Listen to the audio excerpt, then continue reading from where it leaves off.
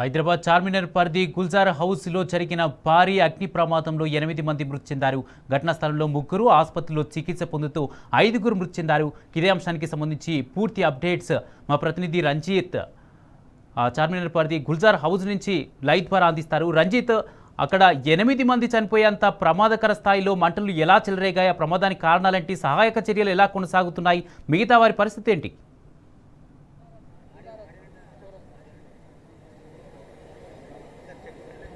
కుమార్, ప్రస్తుతం వచ్చేసి గుల్జార్ హౌస్లో వచ్చేసి షార్ట్ సర్క్యూట్ ఏదైతే జరిగిందో షార్ట్ సర్క్యూట్ ప్రమాదం వల్ల వచ్చేసి 8 మంది మృతి చెందారు. దానిలో వచ్చేసి ఈ షార్ట్ సర్క్యూట్ జరిగిన పరిస్థితిలో ఏదైతే ఏసీ ఉందో ఏసీకి సంబంధించిన కంప్రెషర్ అనేది పేలింది. దానితో పాటుగా అక్కడ మంటలు వ్యాపించడంతో ఆ గదిలో ఉన్నటువంటి 3 సిలిండర్లు ఉన్నాయి. 3 సిలిండర్లలో ఒక గ్యాస్ సిలిండర్లో వచ్చేసి గ్యాస్ లీక్ అయింది. ఒకవైపు గ్యాస్ లీక్ అవడం, మరోవైపు వచ్చేసి సిలిండర్లు పేలడం వల్ల వచ్చేసి ఈ ఘటన జరిగింది. దానిలో ఒక్కసారిగా భారీ శబ్దాలు రావడంతో వచ్చేసి అదే ఘటనా స్థలంలో వచ్చేసి 3 అక్కడికే చనిపోయిన పరిస్థితులు కనబడుతున్నాయి. దాంతో పాటుగా హుటాహుటిన వచ్చేసి అంబులెన్స్ ద్వారా 5 హాస్పిటల్కు తరలించారు. హాస్పిటల్ తరలించిన ప్రాంతంలో మలక్పేట యశోద హాస్పిటల్ వచ్చేసి 3 వచ్చేసి మృతి చెందారు. దాంతో పాటుగా డిఆర్డిఓ హాస్పిటల్లో కూడా 2 మృతి చెందారు. దాంట్లో 2 చిన్నారులు, 3 వచ్చేసి మహిళలు, 3 వచ్చేసి పురుషులు చనిపోయిన పరిస్థితులు కనబడుతున్నాయి.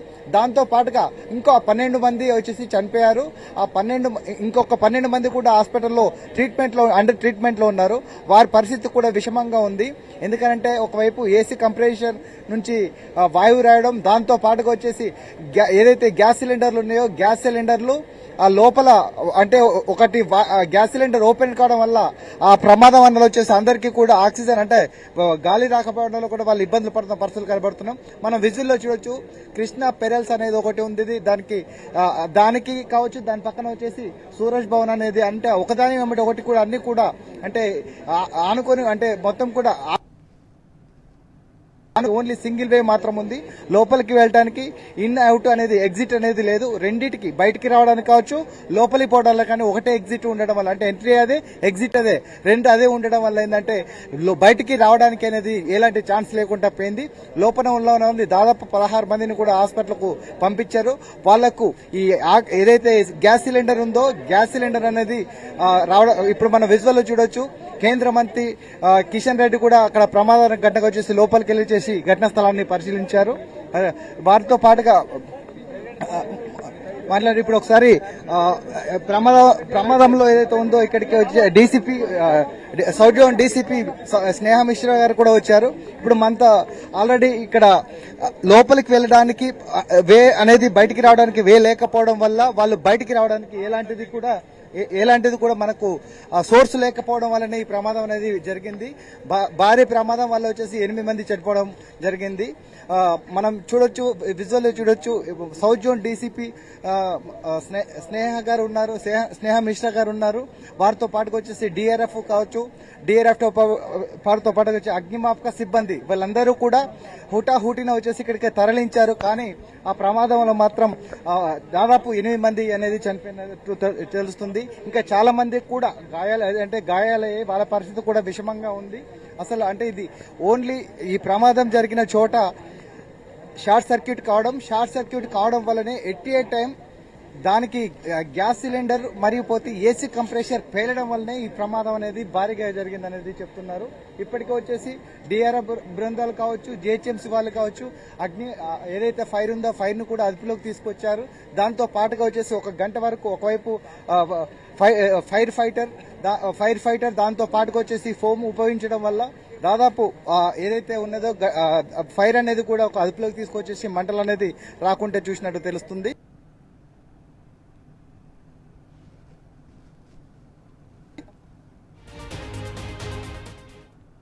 కృష్ణా ప్యాలెస్ అని ఉంది, దాంతో పాటు ఇక్రామ్ జ్యువెలర్స్, దాంతో పాటుగా 3 పెరల్స్, ఈ 3 కూడా ఒకే భవనానికి ఉంది. ఈ భవనానికి వచ్చేసి ఒకటే ఎంట్రన్స్, అంటే 2 ఎంట్రన్స్ లేకపోవడం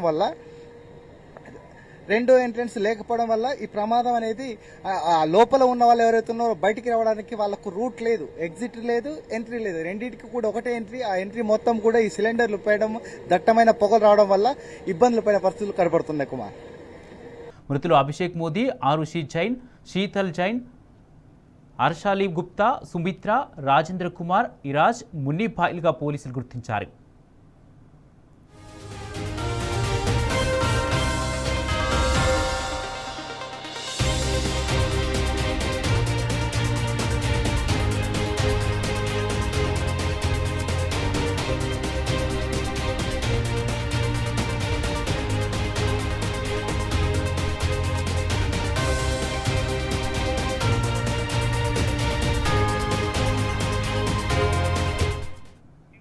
ఈ అగ్ని ప్రమాదంతో దట్టమైన పొగ అలుముకుంది. దీంతో స్థానికులు తీవ్ర ఇబ్బందులు పడుతున్నారు.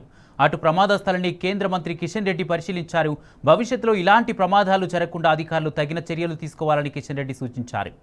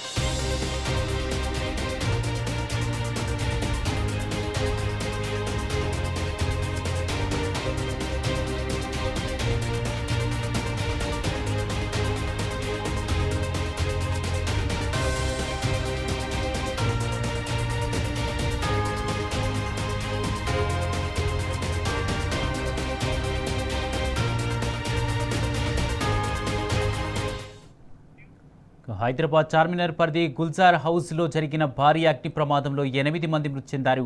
ఘటనా స్థలిలో 3, ఆసుపత్రిలో చికిత్స పొందుతూ 5 మృతి చెందారు. ఇదే అంశానికి సంబంధించి పూర్తి అప్డేట్స్ మా ప్రతినిధి రంజిత్ అందిస్తారు. రంజిత్, చెప్పండి, తాజా అప్డేట్స్ ఏంటి? ప్రమాదంలో ఇప్పటికే 8 మంది చనిపోయినట్టుగా తెలుస్తుంది.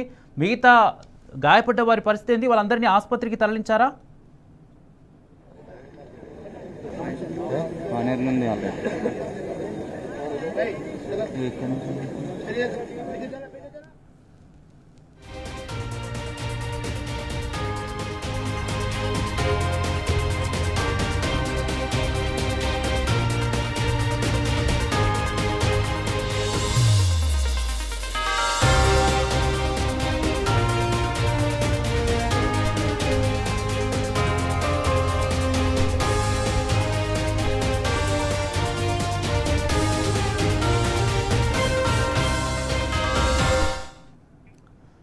హైదరాబాద్ చార్మినార్ పరిధి గుల్జార్ హౌస్లో జరిగిన భారీ అగ్ని ప్రమాదంలో 8 మంది మృతి చెందారు.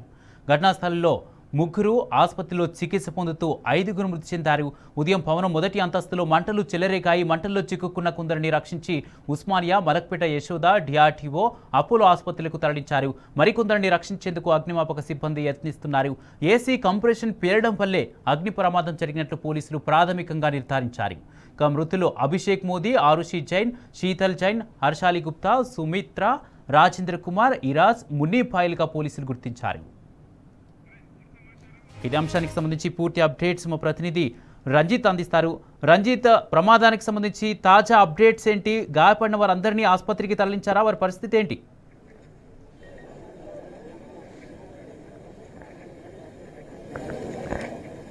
కుమార్, దాదాపు ఉదయం నిద్ర నుంచి లేచేసరికి అంటే రాత్రి 12 గంటల వరకు ఇక్కడ వ్యాపారాలు చేసుకొని పడుకున్న వాళ్ళు ఎవరైతే ఉన్నారో ఉదయం ఒక్కసారి లేచే వరకు కూడా లోపల ఉన్న షార్ట్ సర్క్యూట్ జరిగింది. షార్ట్ సర్క్యూట్ జరిగిన ప్రాంతంలో ఒక్కసారిగా మంటలు వ్యాపించడం, ఆ మంటలకు వచ్చేసి ఏసీకి సంబంధించిన కంప్రెసర్ ఉందో కంప్రెసర్ అనేది పేలడం అనేది జరిగింది. ఆ ఏసీ కంప్రెసర్ పేలడం వల్ల అక్కడ ప్రమాదం అనేది ఎక్కువగా తీవ్రమైపోయింది. దానితో పాటుగా ఏదైతే లోపల మనము ఉందో ఆ లోపల 3 గ్యాస్ సిలిండర్లు ఉన్నాయి. ఆ గ్యాస్ సిలిండర్ లో ఒక గ్యాస్ సిలిండర్ వచ్చేసి ఓపెన్ అయిపోయింది. ఓపెన్ అయిపోయిన తర్వాత ఆ వాయువు అనేది ఒక్కసారి వ్యాపించడం వల్ల ఈ మంటలకు తోడుగా వచ్చేసి గ్యాస్ ఓపెన్ గ్యాస్ ఒక్కసారిగా మంటలు అనేది వ్యాపించడంతో లోపల ఎవరైతే ఉన్నారో లోపల ఉన్న వాళ్ళు బయటకు వచ్చే పరిస్థితులు అనేది ఎక్కడికక్కడికి దారులు మూసుకపోయినాయి. ఇక్కడ కృష్ణా పెరల్స్ కావచ్చు, ఇక్రామ్ జ్యువెలర్స్, దాంతో పాటుకు వచ్చేసి మోడీ పెరల్స్, ఈ 3 షాపులు అనేది ఒకే భవనంలో ఉంటాయి. ఈ 3 భవనాలకి ఎంట్రన్స్ అనేది ఒకటే. దీంట్లో కింద వచ్చేసేమో వాణిజ్య సదుపాయం ఉంటుంది, పైన వచ్చేసేమో దానికి సంబంధించిన వాళ్ళు లివింగ్ లో ఉంటారు. వీళ్ళందరూ అక్కడ ఉండడం వల్ల ఆ 3 సిలిండర్లు ఏదైతే ఉన్నాయో దాన్ని ఓపెన్ కావడంతో ఆ గ్యాస్ ఈ కంప్రెసర్ పేలడంతో భారీ శబ్దం అనేది వినిపించింది. ఆ భారీ శబ్దంతో ఆ పేలుల వల్ల మృతులు ఎవరైతే ఉన్నారో దాంట్లో మృతులు అక్కడికక్కడే 3 చనిపోవడం జరిగింది. హాస్పిటల్కు తరలించారు. హాస్పిటల్కు తరలించిన వాళ్ళలో యశోద హాస్పిటల్కు తరలిస్తుంటే యశోద హాస్పిటల్లో 3 చికిత్స పొందుతూ చనిపోయారు. మరో 2 వచ్చేసి డిఆర్డిఏ హాస్పిటల్లో చనిపోయారు. టోటల్గా వచ్చేసి 8 మంది చనిపోవడం అనేది ఇక్కడ సంఘటన స్థలం జరిగింది. కేవలం దీనికి ఫైర్ సేఫ్టీ ఒకటి లేకపోవడం, రెండోది ఏంటంటే ఎగ్జిట్ వే అనేది లేకపోవడం వల్ల అనేది ఈ ప్రమాదం జరిగింది. ఈ ప్రమాదానికి ఇప్పటికే వచ్చేసి పోలీసు అధికారులు కావచ్చు, సౌత్ జోన్ డీసీపీ స్నేహేష్ మిశ్రా గారు, దాంతోపాటు డిఆర్డీఏ బలగాలు, జిహెచ్ఎంసీ సిబ్బంది, పోలీస్ సిబ్బంది వీళ్ళందరూ కూడా ఇక్కడికి వచ్చారు. దానికి ఈ ఫైర్ స్టేషన్ వాళ్ళకి సంబంధించిన వాళ్ళు వచ్చేసి ఫైర్ ఫైటర్ని తీసుకొచ్చి దాంతో పాటుగా ఫోమ్తో చేయడం వల్ల కూడా ఇక్కడ మంటలు అనేది అదుపులోకి తీసుకొచ్చారు. పక్కన ఉన్న బిల్డింగ్లకు అనేది కూడా ఎక్కడ వ్యాపించకుండా కూడా దాన్ని అదుపులోకి తీసుకొచ్చిన పరిస్థితులు కనపడుతున్నాయి. కానీ ఈ ఘటన స్థలంలోని లోపలికి ఇప్పటికీ ఏంటంటే ఆ లోపల మొత్తము పొగలనేటి ఉండి ఆ లోపలికి వెళ్తున్నారు పోలీసులు. దాంతోపాటు డిఆర్ఎఫ్ టీంలు కూడా లోపలికి వెళ్ళి పరిశీలిస్తున్నారు. కాకపోతే దీనిలో ఉన్న వాళ్ళు 12 మంది వచ్చేసి యశోద హాస్పిటల్కు, డిఆర్డీ హాస్పిటల్ కూడా తరలించారు. వాళ్ళకి ఇక్కడికి కూడా అండర్ ట్రీట్మెంట్ జరుగుతుంది. కానీ ఆ ట్రీట్మెంట్లో వాళ్ళ పరిస్థితులు ఏ విధంగా ఉందనేది కూడా డాక్టర్లు అనేది ఇప్పుడు అంటే ఫస్ట్ ఎయిడ్ ట్రీట్మెంట్ జరుగుతుంది. దాంతో పాటుకు వచ్చేసి వాళ్ళ సిచ్యువేషన్ ప్రకారం కూడా ట్రీట్మెంట్ చేస్తున్నారు. కానీ వాళ్ళ సిచ్యువేషన్ అనేది కూడా ఇంకా మనకు సమాచారం అనేది రాలేదు. ఇక్కడ ఘటనా స్థలంలో కూడా అసలు ఈ విధంగా జరగడానికి అనేది కూడా పోలీసులన్నీ కూడా ఆరా తీస్తున్నారు. ఏదైతే మృతి చెందిన యొక్క బంధువులు కూడా ఇక్కడికి వచ్చేసి వెళ్లారు. ఆ మృతి చెందిన వాళ్ళందరినీ కూడా డెడ్ బాడీస్ని వచ్చేసి ఉస్మానియా హాస్పిటల్కు తరలించారు. వాళ్ళందరినీ కూడా పోస్ట్ మార్టం అనంతరం కూడా వాళ్ళ కుటుంబ సభ్యులకు కూడా పంపించే పరిస్థితులు అనేది ఉన్నాయి. కానీ ఇక్కడ జరిగిన పరిస్థితిని సంఘటన స్థలంలో వచ్చేసి కూడా ఎవరైతే ఉన్నారో ఆ అన్ని డిపార్ట్మెంట్ వారు కూడా ఆరా తీస్తున్నారు. దీనికి సంబంధించింది ఎక్కడికక్కడ కూడా బార్కెట్లు వేసేసి కూడా ఇక్కడికి సందర్శకులు చార్మినార్కి వచ్చే సందర్శకులు గిట్ల ఎవరైతే ఉన్నారో వాళ్ళందరూ కూడా ఎవరు రాకుండా కూడా బార్కెట్ల ద్వారా వచ్చేసి చేశారు. మనము విజువల్లో చూడొచ్చు. ఆ విజువల్లో చూసినట్లయితే ఈ ఫైర్ వాళ్ళు వచ్చేసి ఏదైతే ఆ ఫైర్ పైకి వెళ్ళడానికి వచ్చేసి కూడా మనకు ఈ నిచ్చెన సాయం ద్వారా వచ్చేసి కూడా ఫైరింగ్ చేసిన అంటే ఏదైతే ఫైర్ ఉందో వాటర్ ఫైర్ చేసేసి కూడా అగ్నిమాపక సిబ్బంది చేసేసి మంటలను అదుపులోకి తీసుకొచ్చినట్లుగా చెప్తున్నారు. అంటే ఇక్కడ దాదాపు ప్రాణాలు వచ్చేసి 8 మంది ప్రాణాలు పోవడానికి కేవలం ఏంటంటే ఫైర్ సేఫ్టీ లేకపోవడము, దాంతో పాటుకు వచ్చేసి ఎగ్జిట్ వే లేకపోవడం వల్లనే ఈ భవనంలోకి ఆ లోపలికి వెళ్ళడానికి ఆ ప్రమాదాన్ని ఆర్పేయాలన్నా సరే లోపలికి ఈ ఫైర్ సిబ్బందికి ఇట్లా లోపలికి వెళ్ళాలంటే వేరే సోర్స్ అనేది లేకపోవడం వల్లనే దాదాపు వాళ్ళని అంటే ఫైర్ అంతా అదుపులోకి వచ్చిన తర్వాతనే వాళ్ళు లోపల ఉన్న ఎవరైతే వాళ్ళ డెడ్ బాడీస్ వచ్చి బయట తీసుకొచ్చిన పరిస్థితులు కనబడుతున్నాయి తప్పితే లోపల అనేది ప్రమాదం అనేది కూడా ఏది అంచనా వేయలేకపోయారు. కానీ ఇప్పటి వరకు దీంట్లో ఉన్న వాళ్ళల్లో 12 మంది వచ్చేసి అండర్ ట్రీట్మెంట్ లో ఉన్నట్టుగా కూడా తెలుస్తుంది. కుమార్ రంజిత్, అక్కడ కరెక్ట్గా ప్రమాదం ఏ సమయానికి జరిగింది, అక్కడ ప్రమాదం జరిగిన తర్వాత సహాయక చర్యలు ఏ టైంకి స్టార్ట్ అయ్యాయి, ఇప్పుడు సహాయక చర్యలు ముగిసినట్టేనా?